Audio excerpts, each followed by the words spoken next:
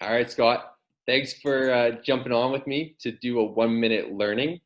So, with that being said, I guess within the last week, what's the one thing that you've learned or that's come back to mind that you think would be relevant to share with the community? Absolutely. Alex, first off, thanks for having me on, man. Always fun chatting with you. So for me, this is something that I kind of relearned over the last week. So I was talking to a few SDRs and just giving them some of my cold calling tips. And I shared one of them, one of my favorite tips. And I used to use this particularly when I was calling into the C-suite. And so if you're out there and you're creating outbound opportunities for your organization, you're probably making anywhere between 30 to 100 dials, maybe more if you're using an auto dialer. And probably a decent portion of the connects that you're actually getting are going to hit you with something along the lines of not interested, we're all good, nope, we're set, or something like that. And it's just a brush off tactic, right? That you hear probably 15 times a day. And typically this is just an auto response to a cold call. They're not actually even responding to the value prop that you just quickly explained. They're not even hearing it. So next time you hear that line, sorry, not interested, try this one out. This is something that I used to use all the time. And I would ask them for feedback. So I'd say, okay, no problem.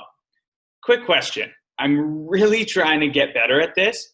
Is there anything that I could have said or done that would have gotten you to take a meeting with me?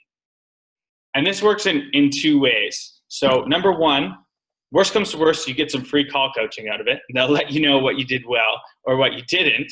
And number two, what I found is typically this knocks them out of their cold call auto response. And usually they'll say something like, I don't know, man. Like, what is it that you actually do again?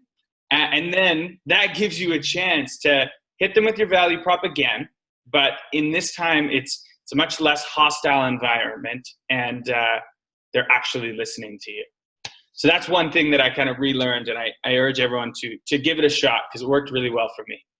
That's awesome. And and if you have this number, it'd be fantastic. Like, how many of those conversations were you actually able to turn into, rather than just being completely rejected, potentially hung up on and moved on? Like, how many of them were actually having a conversation and maybe not booking a meeting, but hearing out that value prop? Was it a high percentage? It was. So I don't have the percentage in front of me. When I was banging out 100 calls a day, it was probably 2 years ago or more now. But it was enough that I kept doing it. So, and this is basically so even if it works 1 in 5 times, these are dead conversations, right? These are people that are saying, not interested, go away, basically. So even if you can flip a small percentage of those your way, it can have a substantial impact on how many opportunities you're creating every month. Absolutely, man. That's awesome.